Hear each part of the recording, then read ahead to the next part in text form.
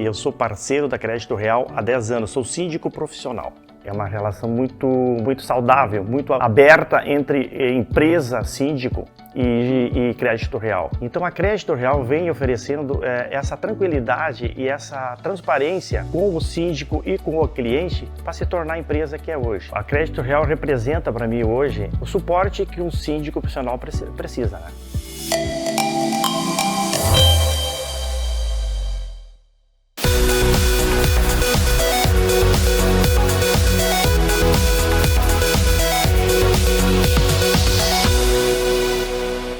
Olá, mais uma vez estamos aqui no Panorama Imobiliário, trazendo empreendedores que inspiram muito o mercado imobiliário e condominial do Brasil.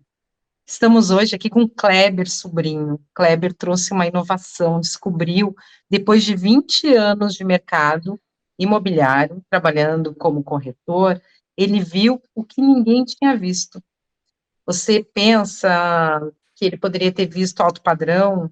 Não, ele viu o centro da cidade. Conta para nós, Kleber, vem com a gente aqui para o Panorama e conta para nós essa tua visão de mercado. Parabéns, já conheço um pouco da tua história, e agora a gente vai apresentar aqui para todo o Brasil um pouco da tua história e que inspirem mais empreendedores. Que legal. Obrigado, Ana Paula, pela oportunidade. Legal poder falar para vocês aí, contar um pouco dessa trajetória. Ela não é uma trajetória de linhas retas, né? A gente acaba que no mercado imobiliário, por vender serviços, a gente sempre tem os desafios. Mas desde o primeiro momento, quando eu ingressei como corretor, uma coisa eu sempre acreditei, que eu precisava construir uma identidade, que eu precisava, de alguma forma, para ter prosperidade no mercado de serviços, ser lembrado e ser referenciado pelas pessoas que eu tinha oportunidade de conversar. E ao longo desse percurso aí, eu percebi também que há uma carência muito grande no mercado imobiliário dos imóveis serem qualificados antes deles serem colocados à venda. De forma geral, a gente vê os proprietários tirando as coisas dos imóveis que têm valor, deixando para trás aquilo que eles não querem mais, né? Esperando que alguém compre. E no primeiro momento, eu entendi que eu precisava demonstrar para esses proprietários que eles deveriam requalificar esses imóveis para que, de fato, eles depois fossem colocados à venda. Mas há aí uma resistência por parte do proprietário. Não, mas eu não vou reformar um imóvel que eu quero vender, eu não vou colocar dinheiro meu para entregar o imóvel reformado para outro. Então, há realmente isso, e se a gente pensar, eu acredito que até mesmo nós aí já tenhamos vivenciado situações como essa, ou até mesmo pensado dessa maneira. Não vou fazer nada disso, sendo que a outra pessoa, que ela É que um faça do jeito desapego, né, dela. Kleber? A pessoa não quer saber do imóvel e não quer saber. E tu conseguiu ver nesse imóvel antigo, no centro, um negócio. É isso aí. Eu acabei que, por perceber essa dicotomia, né, de uma demanda de mercado, mas ao mesmo tempo um mercado sem demanda, que a gente poderia, então, nessa relação, ser um protagonista, né, e ter, então, uma intervenção da forma como nós acreditávamos que o imóvel usado deveria ser vendido, para daí então colocar ele no mercado por essa curadoria, preparados, requalificados, repensados. E eu, na minha trajetória, vim parar no centro histórico. Eu era um corretor de imóveis, de forma generalizada pela cidade, mas sempre com o pensamento de construir uma identidade e ser lembrado. Então, eu acabei tendo a oportunidade de ter o meu próprio negócio, vim parar no centro, um bairro que ninguém queria, De que Porto Alegre, havia de de Porto Porto Alegre, né, Alegre. Kleber? Isso aí. E aí a cidade aqui em Porto Alegre, de forma geral, as famílias, elas migraram da região central e foram buscar outros bairros.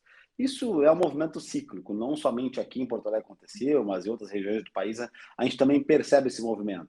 As cidades iniciam pelos seus centros urbanos e elas vão ganhando essa capilaridade e vão se distanciando do centro, buscando regiões mais nobres, regiões novas, condomínios com mais infraestrutura. E também há uma questão cultural da sociedade nossa que, para o brasileiro, o imóvel ele é perecível.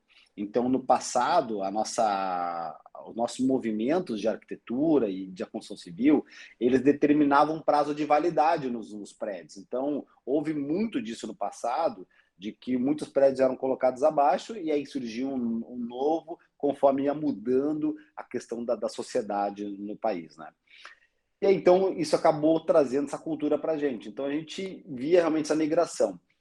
Vim parar no centro porque eu via a quantidade de pessoas que procuravam imóveis para morar por um período.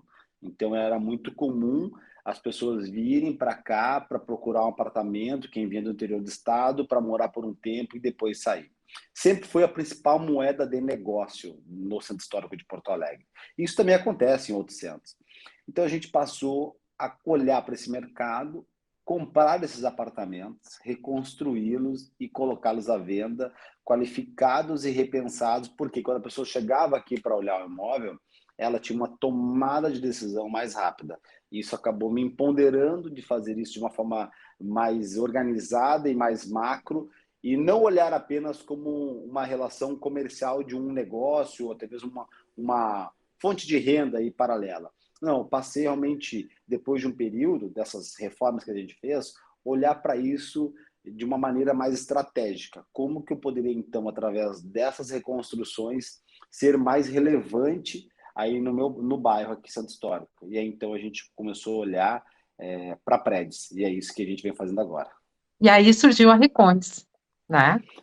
Assim surgiu a Recons, desse Recons. olhar que foi inicialmente da porta para dentro, que eu costumo dizer, né? A gente primeiramente comprava apartamentos, então a nossa intervenção era da porta para dentro do prédio, do apartamento.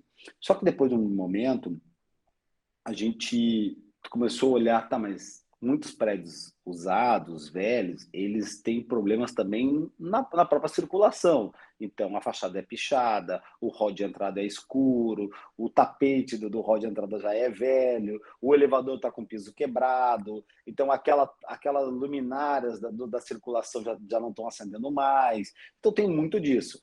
Pô, como que a gente pode gerar também intervenções além da porta para dentro, porque isso também acaba impactando não só na liquidez dos nossos imóveis, mas no todo, né? Se eu estou posicionado numa região e eu quero ser relevante para aquele meu bairro, eu posso de alguma forma provocar essa mudança. Então foi isso que a gente começou a fazer, destinar um percentual pequeno das nossas reformas para gerar um impacto no próprio condomínio. E aí com isso Maravilhoso. reforçar a nossa identidade, que era uma identidade de posicionamento no centro histórico. Então, a gente queria gerar impacto no condomínio para que outros proprietários pudessem se sentir estimulados por isso, da melhoria do contexto do todo. E amanhã, quando essa pessoa pensasse em vender o seu imóvel, ela pudesse também nos procurar, porque justamente via na gente um olhar mais macro sobre a região, né? Então, é um pouco do que a gente fez e a gente conseguiu fazer isso de forma capilarizada aqui pela região. E aí teve um momento interessante desse nosso desenvolvimento, que foi um apartamento ainda gera impacto pequeno. Como que a gente pode gerar impacto maior? De daqui a pouco mudar o contexto de uma quadra, mudar o contexto de uma região estigmatizada. Como que a gente pode realmente fazer com que isso se torne mais próspero para o bairro Centro Histórico? A gente passou a mapear os prédios que estavam abandonados e parados na região e que são passivos do mercado imobiliário, e que o empreendedor, o construtor, ele não olha para esse mercado, né? Porque é um mercado que tu não consegue tangibilizar uma orçamentação fechada. Então, tu tem patologias, tu tem desafio de ter que trabalhar com existente, tu tem diversas questões que acabam afugentando o incorporador convencional para o retrofit. E a gente, posicionado no bairro, tendo um conhecimento da região e sabendo onde aplicar e o que de fato teria liquidez, a gente começou a mapear prédios como essa possibilidade e começamos a visitar esses prédios. E aí, Olha, então, a gente acabou chegando num prédio que estava muito tempo abandonado, há mais de 10 anos parado, ele teve várias ocupações aí, pessoas invadiram o prédio, né, ficaram morando ali, Ele, inclusive, no passado, chegou a ser um prédio que foi vendido para um grupo. Depois que houve o assalto ao Banco Central lá em Fortaleza, esse grupo se desmembrou, ele veio para Porto Alegre, adquiriu esse prédio e cavou um túnel também nesse prédio, assim como fizeram lá, com a tentativa de fazer um segundo assalto aí de um banco. Ele acabou sendo frustrado, esse assalto, porque faltando 12 metros de um túnel de 92 metros, eles chegaram a Meu 80 Deus, metros desse túnel, e a pensa. Polícia Federal conseguiu intervir, fez a apreensão da turma ali, no edifício, casualmente, e acabou com esse plano deles. Então, é um prédio marcado por esse símbolo do descaso e abandono com o centro. Então, ele era um retrato desse abandono do centro histórico de Porto Alegre. E nós acreditávamos que ele poderia ter uma segunda chance, porque era um prédio muito bem posicionado estrategicamente por conta da vista para o nosso Rio Guaíba aqui, e que a gente acreditava que ele, se ele fosse recuperado, ele poderia voltar a ser um ativo imobiliário.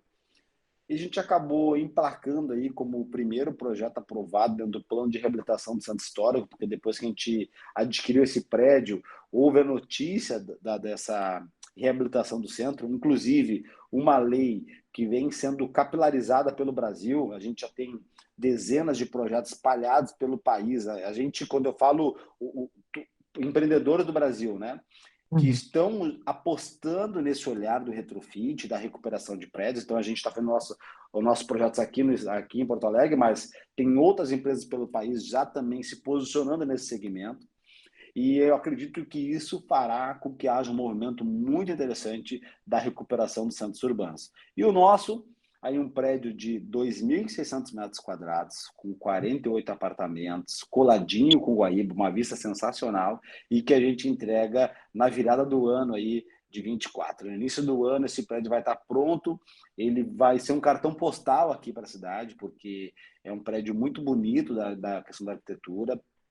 Ele vai ter uma arquitetura Art Deco, que é um resgate também da época do prédio. O prédio é de 46, na época da década de 30, década de 40, o Art Deco estava muito em alta, e a gente vê hoje um movimento também de recuperação do Art Deco. Então a gente vai ter essa comunicação visual no edifício, os apartamentos terão essa experiência também com uma comunicação mais viva, mais vibrante da arquitetura, que era o tempo da Art Deco. Então, tudo isso vai ter nesse edifício, além de ele ser também um prédio bastante tecnológico. A gente vai ter uma empresa que fará a operação das unidades através do short stay, que é uma modalidade muito crescente em várias praças brasileiras, para essa locação de temporada, né? Então, Sim, perfeito. que essa facilidade aí de poder você locar pelo celular, então também vai conectar tudo isso. Então, é o que eu acredito aí no nosso mercado, o que a gente vem fazendo, e acabei aí eu me encontrando realmente dentro do retrofit, e a gente vem aplicando isso aqui no centro. Parabéns, que linda história, trajetória, parabéns pelo seu olhar Obrigado. inovador. E vamos estar aí no lançamento, olha, vamos mostrar para o pessoal depois, final do ano, né, Isso aí, vamos virar o Kleber? ano com esse prédio reconstruído. A fachada já está toda pronta, nós já recebemos nossas esquadrias, o pessoal está fazendo as intervenções internas, os apartamentos já estão divididos, então a gente está num caminho muito legal aí. E a gente já está com outros prédios mapeados, a gente já tem estudos já de viabilidade de outros projetos, então logo, logo também anunciaremos outras reconstruções. Acredito que tem muito espaço para esse mercado de retrofit. E a provocação que eu faço é: o que é ser mais sustentável do que recuperar algo que já existe? Ah, A maravilhoso. gente vem percebendo esses movimentos aí, não só no mercado imobiliário, mas em outros mercados também, desse olhar, né, dessa preocupação com a questão sustentável, com o meio ambiente, com o impacto que a gente gera daquilo que a gente faz. E o retrofit é um pouco disso, né? Tu conseguir dar uma segunda chance para algo que é existente, para algo que está ali, está pronto, está executado. Então, tu trazer uma nova vida, tu repensar aqueles ambientes que estão parados ali e dar uma oportunidade nova, né? Então é esse olhar que a gente tem, dessa forma como que a gente se posiciona. A Recons, ela nasce com esse olhar assim do re, que é o ressignificar, que é o reconstruir, que é o repensar, e o cons da construção, porque a gente, fazendo retrofit, a gente precisa também construir, né? A gente precisa mudar o padrão, muitas vezes, do prédio, a identidade que ele tem. Então, é o retrofit com a construção. Então, é o repensar com o novo, né? É o velho com o moderno. Então, é um pouco disso que a gente está fazendo. Que maravilha. Gente, quanto a gente aprende, né? E deixa eu te fazer uma pergunta. Qual o maior desafio que tu teve nesse projeto? Aquele momento que tu repensou, que tu ficou triste, aquele momento, aquela dor do empreendedor. Qual foi o pior momento dessa jornada? Olha, é um mercado muito temerário, tá? Porque você não sabe o que vai enfrentar. Tá? Por isso que a gente vê ainda poucos empreendedores caminhando para a questão do retrofit, porque você não consegue ter um projeto com uma orçamentação estabelecida, fechada, né? Você tem você não tem previsibilidade, tá? Você É, muita consegue variável numa tem muitas obra, né? variáveis, né? Então, eu acho que esse é o maior desafio de um empreendedor que busca esse mercado, seja de uma reforma, seja comprar um apartamento para reformar e vender, seja um retrofit, como o nosso caso de um empreendedor. Nós começamos com uma empresa dentro do Simples, fazendo uma reforma de JK, de 20 metros quadrados, né? Hoje eu estou reformando um prédio de 2.600 metros quadrados, né? Então, Sim, olha o tamanho de sim, só desafio subindo. que é isso, né? Então, tu fazer. Olha a responsabilidade civil que tem aí, né? De eu fazer uma Olha, reforma, de trocar um piso e eu entregar um prédio para 48 pessoas. Então, tem uma responsabilidade civil também muito grande. Então, é um pouco disso. Tu te cercar de pessoas competentes. Eu não tenho a competência técnica para avaliar patologias, para avaliar todo o contexto. Então, eu procurei formar a minha tríplice, eu procuro chamar de tríplice esse grupo que eu formei com engenheiros, com arquitetos, com pessoas que pudessem me dar essa tranquilidade de uma tomada de decisão e mitigar os riscos. Né? Tem coisas que realmente vai chegar um momento que tu vai ter que arriscar, que tu vai ter que enfrentar, que tu vai ter que buscar, mas tu consegue mitigar. Agora, acho que o maior desafio, assim, o maior medo que eu tive foi realmente enfrentar algo que não tinha alguém fazendo, sabe? Não tinha. Eu tive que realmente apostar naquilo que eu só consegui me empoderar disso por conta de estar nichado e posicionado, sabe? Eu sabia que se ele de fato pudesse ser um prédio de apartamentos, eu sabia que ele venderia, mas até transformar isso numa realidade tinha um gap aí, né? E esse medo eu só consegui vencê-lo porque eu estava posicionado, porque eu sabia realmente da minha praça, eu tinha conhecimento macro sobre a minha região, eu tinha estudado o meu bairro e então isso foi me empoderando. Então todo aquele medo que eu senti de fazer algo que era novo para mim, porque eu não tinha conhecimento técnico daquilo, foi sendo substituído pelo olhar comercial de que não, mas se esse prédio se tornar um ativo, ele vai vender, porque aqui tem demanda para isso, aqui tem realmente procura, essa região ela pode ser ressignificada. Um prédio como esse aqui, ele pode se tornar um ativo imobiliário, ele pode se transformar num ponto turístico. Então, isso foi dando lugar. Então, o que eu deixo assim como uma visão para o pessoal é que no nosso mercado de serviço, a gente está muito preocupado e focado em ganhar uma comissão, em vender um serviço para outra pessoa. Mas se a gente quer ter prosperidade, se a gente quer realmente ser relevante na atuação do nosso mercado, a gente tem que pensar no médio e longo prazo, né?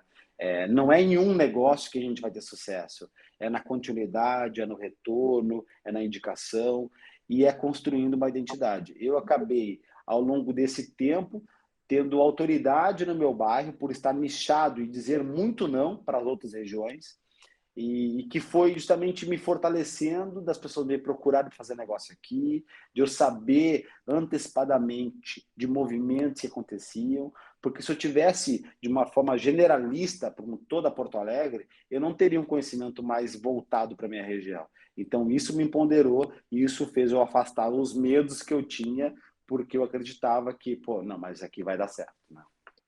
Então, pessoal, foco e coragem e planejamento. Esses três itens é muito importante e o sucesso, né? Esforço, consistência, né, Kleber? Mas precisou da coragem, parabéns pela sua coragem. Obrigada Obrigado. pelo teu momento aqui, essa oportunidade de apresentar esse negócio. E vamos ter ali o contato do Kleber, né? Fica à vontade, né? Podem o pessoal fazer perguntas, entrar em contato, Legal. tá Sem ok? dúvida. Fico à disposição, até mesmo para saber um pouco mais. A nossa reconstrução ela vem sendo gravada e demonstrada todo esse processo de recuperação desse edifício, que é um edifício emblemático aqui para o Centro Histórico de Porto Alegre. Então, se nos acompanhar nas redes aí, tanto do @KleberSobrinho como o @recons.com.br, você vai ver todos os bastidores da transformação que esse prédio está sofrendo aí. E quando tiver inaugurado, nos chama que a gente vai mostrar, pro pessoal. Ah, que legal. Muito obrigado pela oportunidade. Com certeza eu vou avisar. Obrigada. Até o próximo programa. Obrigada pela audiência. Eu sou parceiro da Crédito Real há 10 anos, sou síndico profissional. É uma relação muito saudável, muito aberta entre empresa, síndico e Crédito Real. Então a Crédito Real vem oferecendo essa tranquilidade e essa transparência com o síndico e com o cliente para se tornar a empresa que é hoje. A Crédito Real representa para mim hoje o suporte que um síndico profissional precisa, né?